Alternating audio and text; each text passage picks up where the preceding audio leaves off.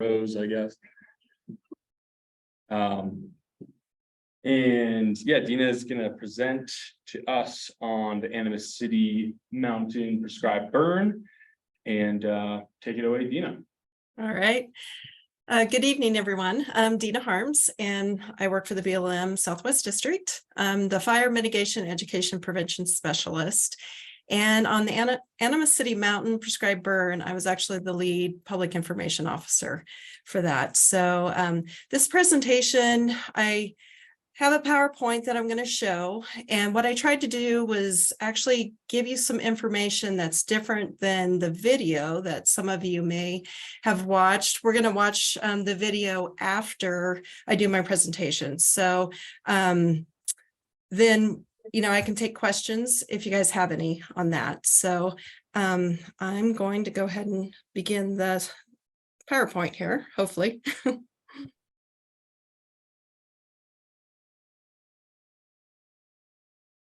All righty. Okay, so I actually did a presentation maybe a year and a half ago with you guys talking about Animas City Mountain, this project that we were planning on doing. And we were wondering if we would ever be able to do it. Well, this May, we actually had the conditions to be able to go ahead and start our prescribed burn. So Animas City Mountain is a type 1 prescribed burn. And the reason why it's type 1 is because it's right above the city of Durango.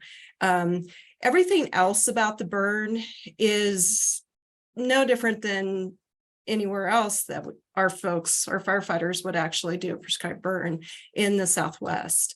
But because it was so close to the city of Durango, that upped it up to type 1 burn. So back in January of 2021, we had an environmental assessment that was signed, and that was to reduce the hazardous fuels on BLM land around La Plata County, and I think it actually reaches out to some of the other counties in the area too, but La Plata County was one of the biggest areas within this EA.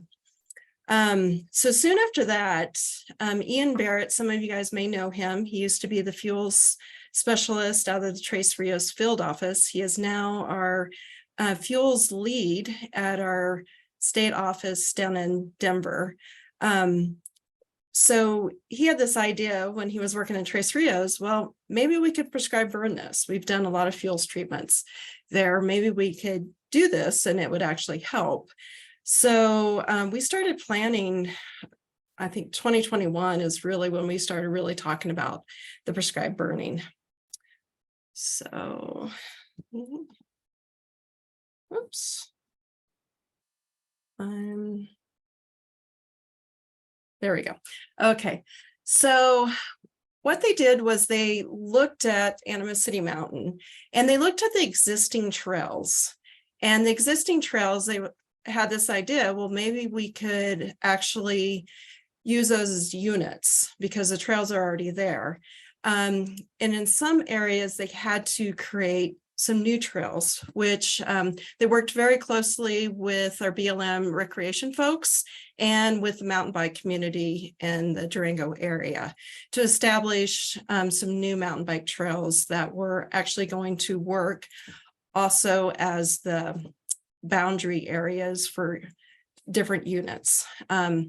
So the total area was going to be 652 acres if we were to burn all 7 units. As you guys well know, there's a slight tilt to it. And then the elevation changes, and they're saying about an average about 13% slope difference. So this winter created a good scenario for us to have better conditions than we've seen since 2021 to be able to burn. So if you can see that black line, that's kind of where the snowpack was, which created a really good opportunity for us because of the moisture. So previous treatments before now, we started working in 2010, doing hand thinning, and then went in with mastication. And as you can see, majority of, or pretty much most of Animas City Mountain did get mastication treatment throughout the years. So burning, units 1 and 2 were pretty much out because of the peregrine falcon nesting going on. So that was not a surprise to us. We've known that all along, that those 2 units would be out in the spring. Those 2 units are actually, at the top. So a lot of pre-treatment had to be done on those borders of units 1 and 2. So it'd be like the southern area. And so on May 8th, we started burning, and it was really slow in unit 3. And unit 3 is pretty wide at the top there. So we had 2 hotshot crews. We also had 2 wildland fire use modules that have UAS, which are drones. So they could actually, they have infrared, so they can see if there's any heat sources outside the lines. And they also have cameras on them too. So those were used pretty heavily in that unit 1, because the smoke was going into that unit 1. We also had firefighters on the ground gridding, which is basically they kind of get in a line and they're just kind of walking across, making sure that there's no spots across the line. So between those 2, they were able to pick up any small embers that might have gotten into unit 1 during that time period. So, so unit 3 got accomplished on May 8th, 171 acres. And then on the 9th, they were able to burn again. They started in unit 4. So just working off the previous unit 3 where they had burned, and then coming down towards the south.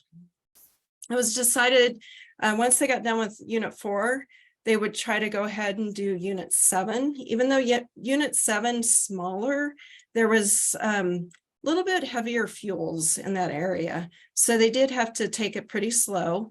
And of course it was in closer to the neighborhood areas. So that was a concern too, fire and smoke, but they were able to complete both of those for 96 acres on the 9th. So May 10th and 11th, morning of May 10th, the smoke was settling a little too much than what our prescription allowed. So it was decided to not burn on the 10th and 11th. We also didn't have great weather conditions during that time, which means our smoke isn't going to be great.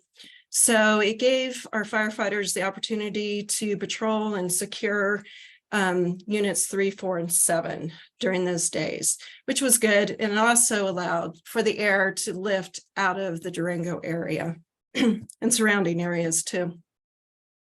On May 12th, they started burning units 5 and 6, and they did both of those at the same time. And basically they're working off of units 3, 4, and 7. So it made it a little bit easier for them to just work those areas. Obviously the western side of unit 5 and 6 were going to be the most difficult, and also at the top on that unit too. But it went a lot faster just because they were able to work off of those previous burned units to the east of it. So that was 228 acres. And then the total that we were able to burn during that week was 495. So just breaking down, looking at things, in the black, it just kind of shows you where units 3, 4, and 7 were burned, and just a visual of, how that pre-treatment made it easier for them to burn units 5 and 6. So it just kind of gives you a visual there on that. And then, yeah, the nesting, you guys probably know better than I do, in units 1 and 2, it sounds like it's somewhere, I don't know which unit it is, or maybe it's right on the boundary. So, all right, so we're going to talk about smoke management and air quality, which is very important. And, you know, a lot of people have those questions, you know, well, you're still putting smoke in the air, even though it's a prescribed burn. And we look at it as, yes, you know, burning does create smoke, but it's short term versus long term. So any of you that were, you know, in the Durango area for the 416 or Missionary Ridge fires, you understand that pretty well, how thick the smoke was during those times. So when we do these burns, especially as type 1 burn, and being so close to the city of Durango, we did have a representative from the Colorado State Department of Public Health and Environment on scene, and he was actually monitoring the conditions. So we had around 7 smoke monitors during that time period, and so he can gauge kind of what's going on. The one noticeable thing that he did notice was on the morning of the 10th, you know, the conditions that the sensors were picking up were different than what it looked like visually. So it was kind of weird on that part of it too. And in addition, we had a meteorologist on scene, and that's extremely helpful because they can get out at the burn unit, take a look at what conditions are actually happening underneath the canopy of the trees. And they can, you know, predict what the weather's going to be a lot better when they're actually on scene. These meteorologists are the same meteorologists that are qualified to go out on wildland fires to also be meteorologists. So it's nice when you can get a meteorologist to come out. And this was extremely important to have both the smoke monitor person and meteorologist out on scene. So May 8th, like I said, we burned unit 3. We started ignitions at 10:23 and then ended around 4 p.m. So this photo was taken at 4 p.m. and all these photos were taken by the smoke representative for the state that was out there. So it's pretty cool just to see what the smoke was doing at different times. So this is post burning at 8 p.m. on the 8th. And you can see how the smoke is settling into that Highway 550 corridor area. Although it seems light, it is drifting down there. So at 5:55 a.m. on May 9th, you can see that City of Durango does have some smoke just above it. It's not super heavy, but there's still smoke there. And also that 550 corridor. On May 9th, we burned units 4 and 7, and we started ignitions at 9:45 a.m. and stopped at 5 p.m. And this photo was taken at 4:30. So, you know, there's pretty good lift so far, although the evening has not come yet. So this photo was taken at 7:45 p.m. and it doesn't look too bad compared to the day before. So we probably had a little bit more winds aloft, pushing that smoke out of there. So May 10th at 7:25, so our 33rd Street smoke monitor was showing that it was exceeding what was allowed on our prescription. So it was decided that we would not burn on May 10th and 11th due to the smoke conditions and the weather. We weren't going to get the winds that we actually wanted. So like I said before, that was a great time for our firefighters to really patrol and secure those previous units burned. So on May 12th, when we burned units 5 and 6, those were the two on the western side of the project, we began ignitions at 10 a.m. and ended at 3:30. And this photo was taken at 3 o'clock. So pretty good lift at that time. And then in the post, so this was taken at 8 o'clock at night, and that smoke just laid down into that eastern side of Durango and into that Highway 550 corridor area. On May 13th, this was taken at 7:15 a.m. So the smoke has shifted a little bit, and now, you know, it's above the unit, but it's also pushing a little bit into the west, into that drainage. So this was provided from the smoke monitor from the guy from the state. And it shows, if you look at the very bottom, I don't know if you guys can see it, it's pretty small, but it's showing where it spiked on May 10th around noon, I guess, is what the sensor was showing. So that basically, because it exceeded the allowable in our prescription, we didn't burn on the 10th and 11th.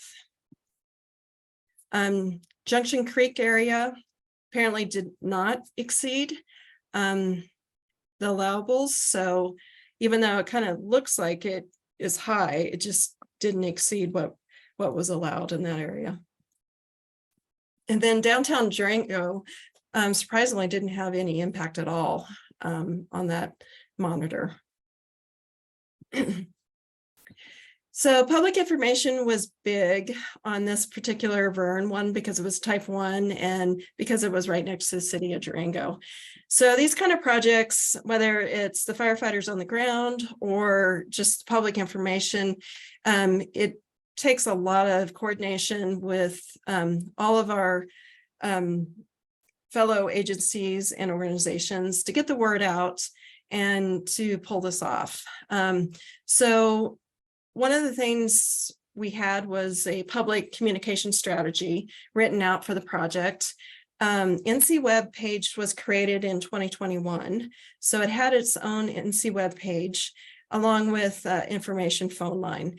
The NC web page, during the time that it was created, just had a lot of educational information on there. So people can go there.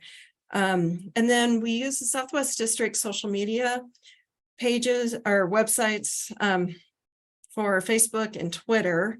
And then every update we did, we also included like on-scene video during the operations to keep the viewers connected to what was happening out on the line. And that was, you know, past experience burning, I guess in 2020 with the Forest Service. People see the column of smoke and they don't know what's happening.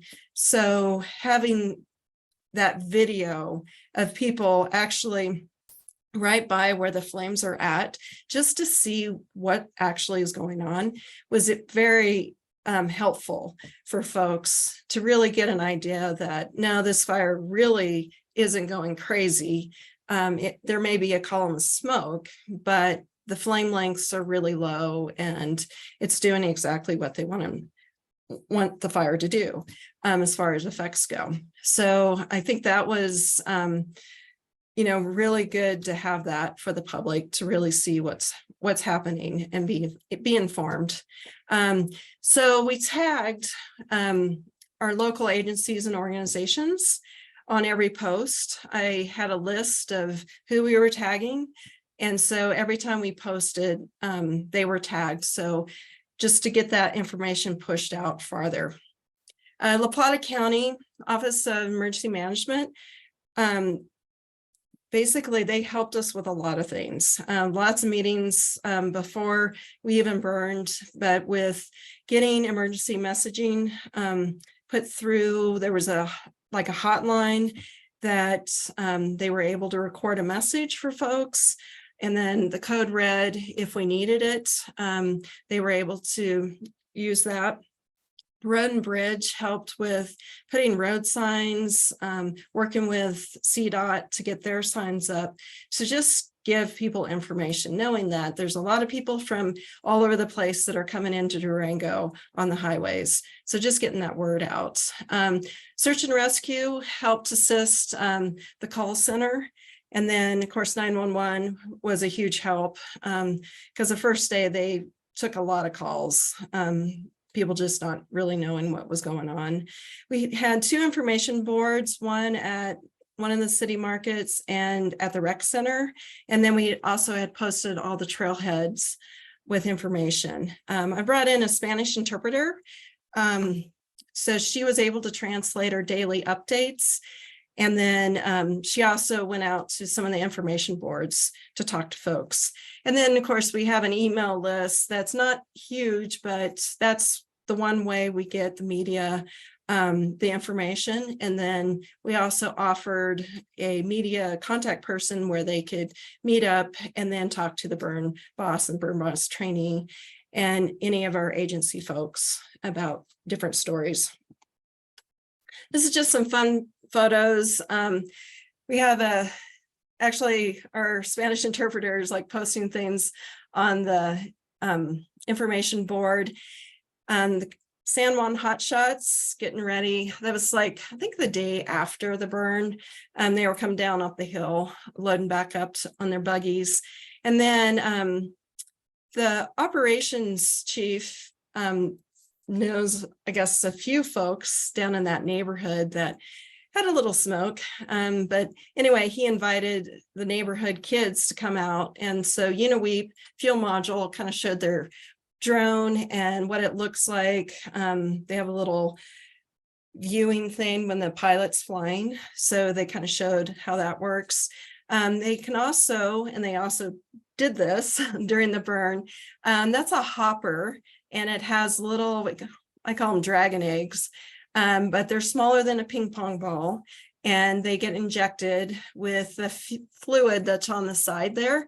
And then it drops out and then you can see in the middle photo, that's actually one of the dragon eggs on fire.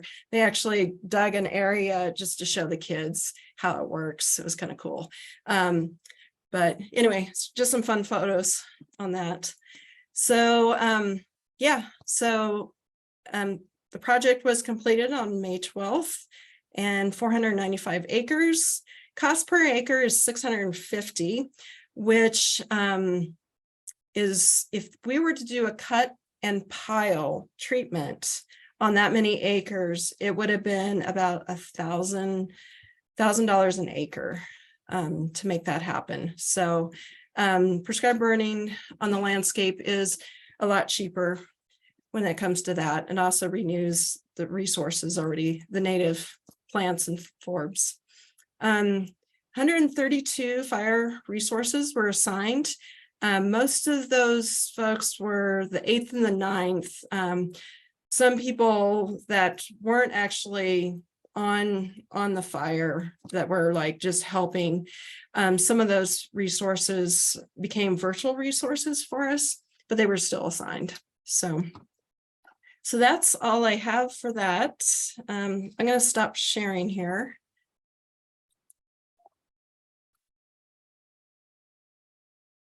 All right. And then if you guys want to play the video on your end. Yeah, let me share this screen. Okay, can you guys see it all right? Are you guys looking at my screen on there? Yeah, okay. So let me know if you can't hear it, but it should be okay. Let me try to.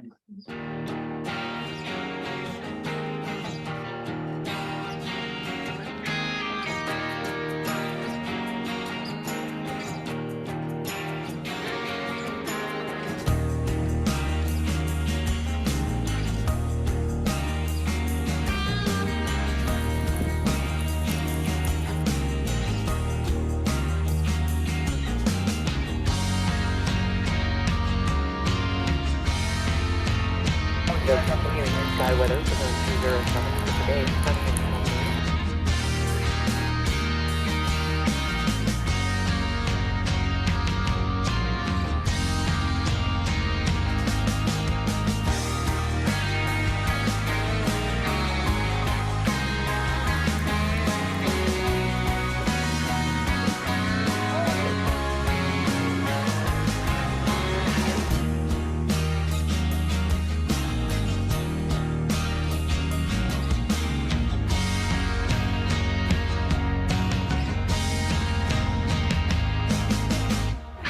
From that effort, each area was tasked with combating large wildfires.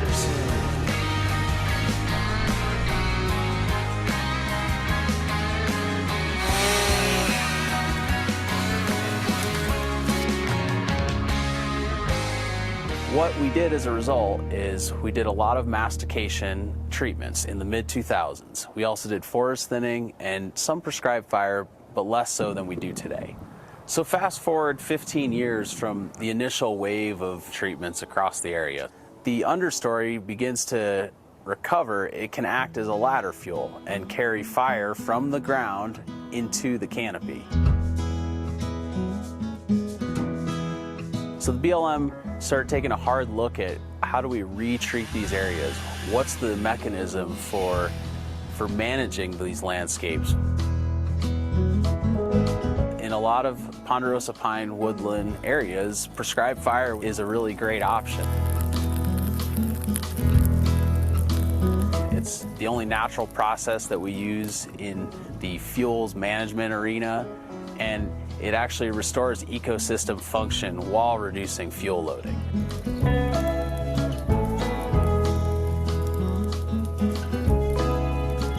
So the outcome of the Animas City Mountain prescribed fire would be a low-intensity fire that consumes 60 to 80% of the duff or the litter, the needles on the ground, and kills 30 to 70% of the gamble oak underneath the pine.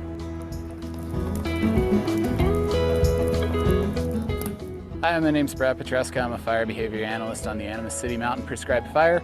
We get really mellow fire behavior, just going with the slope and the wind uphill. We're seeing flame lengths, 2 to 3 feet optimistically. When we get in heavier fuels, we see a little bit more. But all in all, pretty low intensity surface fire behavior, which is exactly what we expected and what we want for our prescribed fire.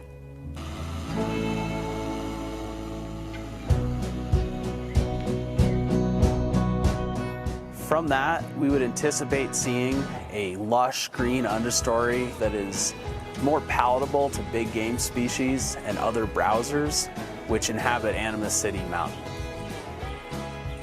What you're seeing out here is a burned area. By the time the monsoons hit, this is going to be a nice greened up. We're going to have native grasses and forbs here on the understory. The brush that survives will leaf out, and there'll be an opportunity for new trees to get established. In the event of a wildfire during hot, dry conditions, this forest now will be more resilient to those types of disturbance, and we won't get stand replacing effects. It'll make the area less susceptible to catastrophic fires. So when we talk about catastrophic fire, we're talking about elimination of the canopy. So the ponderosa pine that we love on Animas City Mountain, say 80, 100 feet tall. Firefighters are not going to be effective at all. Aviation is typically not going to be effective. The limits for ground firefighters is say 3 to 6 foot flame lengths.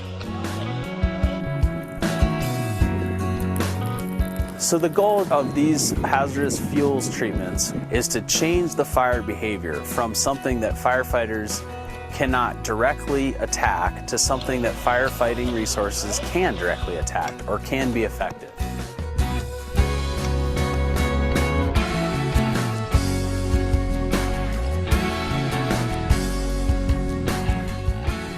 You know, this project's part of a bigger effort in the Durango area to work with different partners as a response to the 416 fire. Post 416, the county commissioners in La Plata County, the city of Durango, BLM, Forest Service, Department of Fire Prevention Control came together and met in Durango and discussed the need for increased preparedness for the next big fire. The Bureau of Land Management has provided community assistance grants to the city of Durango, and work is underway on the first 2 phases of essentially the defensible space around people's homes. Animas City Mountain ties into that project because it's the top of the mountain. So we essentially have treatment from the back door of residences in the city of Durango all the way to the top of the mountain, creating a fire adapted community that is ready for the next wildfire.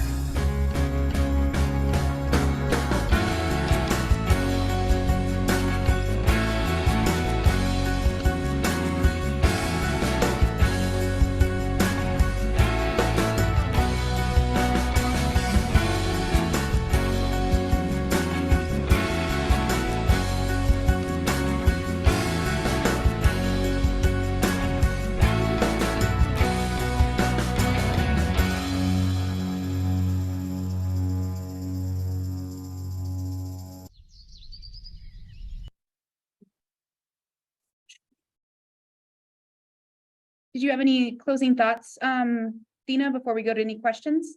No, I think I'm good. So be glad to Okay. answer any questions. Anybody in the room or online, raise your hand or you can put them in the chat box. If you guys have questions. Yeah, go ahead. I'm curious what the BLM think is the natural occurring fire frequency for that elevation, that fuel type. So I can barely hear him. What is the natural fire frequency for that kind of fuel type at that elevation, in your opinion? I believe it's like 30 year, just because it's ponderous pine. So somewhere around there. Are there plans for continued treatment on these areas for prescribed fire? We looked at units 1 and 2, and at this point, we decided not to do any burning on those 2 units. And I don't know what they've decided. We'll see kind of what the vegetation looks like as it comes in, but I'm sure there'll be some kind of treatment. I just don't know at what point that'll happen. So yeah, and I'm not sure about the units 1 and 2 because they're clear at the top, if they're going to be able to do much with that. So does that answer his question? Does that answer your question? One other is, are there any post-fire research projects associated with this fire? Did you hear that? Yeah, I believe there is, but I would have to double check to make sure. I know we're looking at some other projects where we do have grad students doing different plots and stuff. That's over by Ridgeway. But yeah, I'm not quite sure if they did do plots on that one, but hopefully they did. If you have any of that information, you can send it to us and we can get it out to everybody. Okay, when sounds it's good. available. That would be great. Yes, Sam. More of a comment, Deana. I'm a forester and I spent 40 years plus in this kind of work, 23 with the Forest Service, and my comment is bravo.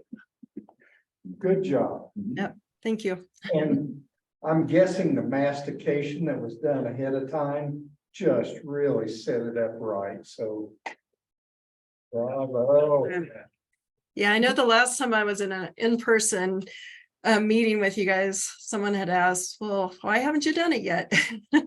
So yeah, and I didn't even know if we'd ever have the conditions because it wasn't looking that good. But yeah, winter set us up for success. So that was great.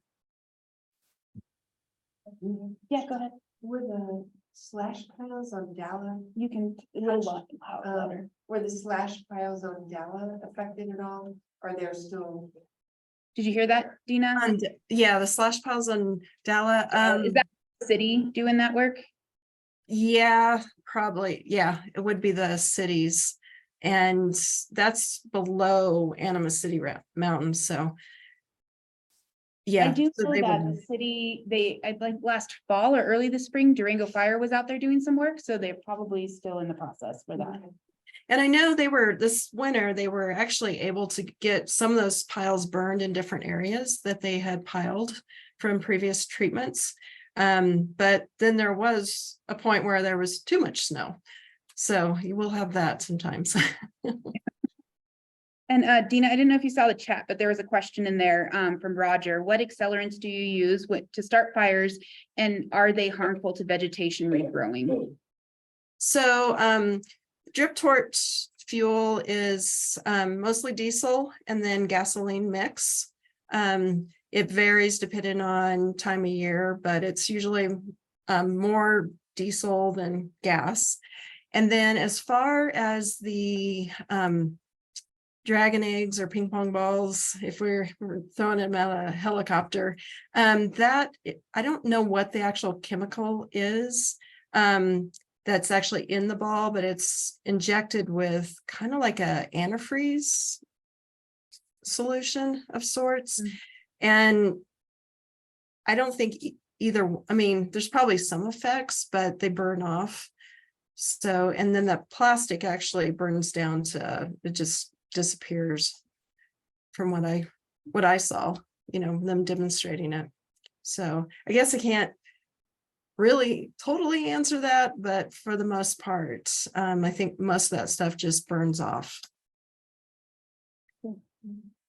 Any other questions in the room? Online, anybody else? Making sure I can see everybody. Are there more plans for the BLM prescribed fire for this fall anywhere in the Southwest area?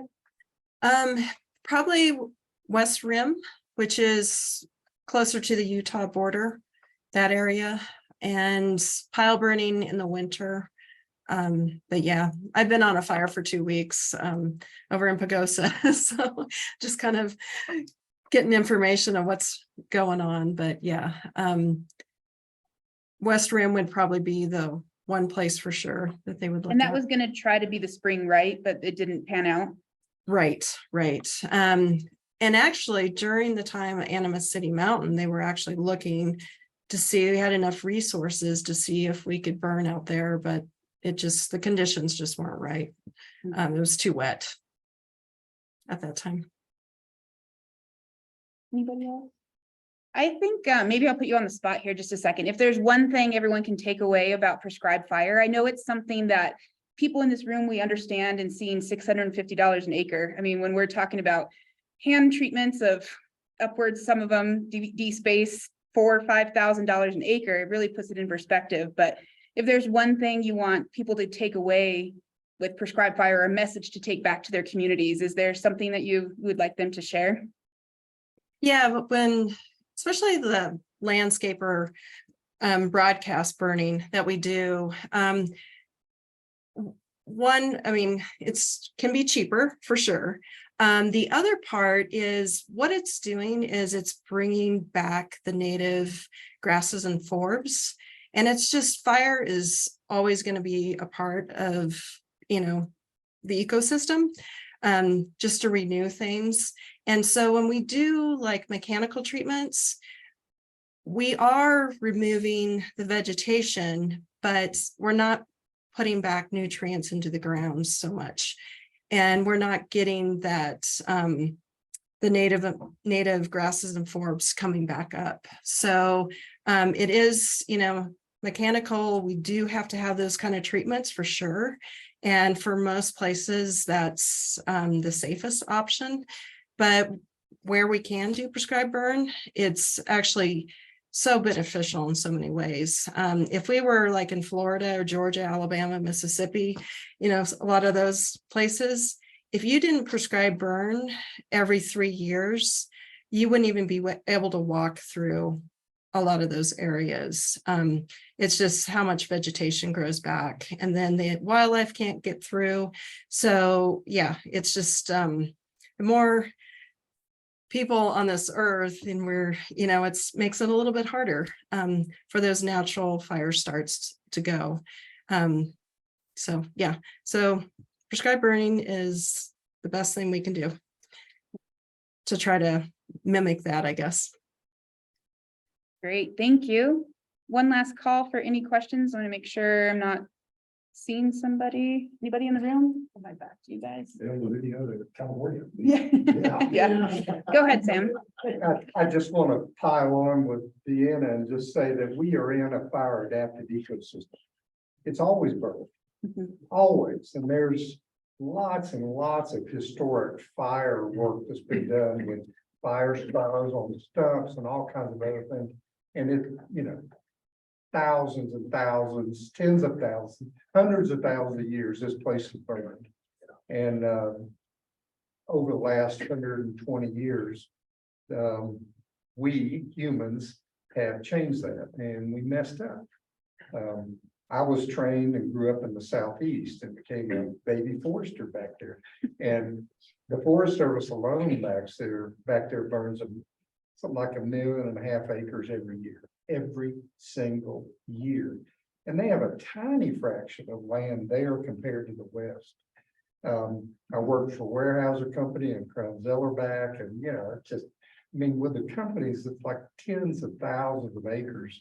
A normal fire, prescribed fire typically would be, I don't know, 1,000, 2,000 acres at a time. And I guess the one final thing I'll say is that the forests are gonna burn. They're gonna burn, and it's been proven over and over again with lots and lots of research that the smoke is much more controllable, and you get a whole lot less particulate matter in the smoke from prescribed fire than you do in wildfire. It's just, so it's not a question of will we get smoke, it's when. And with prescribed fire, you can control it. So Yeah, good point. more fun. All right, well, from all of us, Deana, thank you so much for coming on and giving us an update today. Well, thank you. And I'll stay on till the rest of your meeting. All right, thanks. Cool. All right.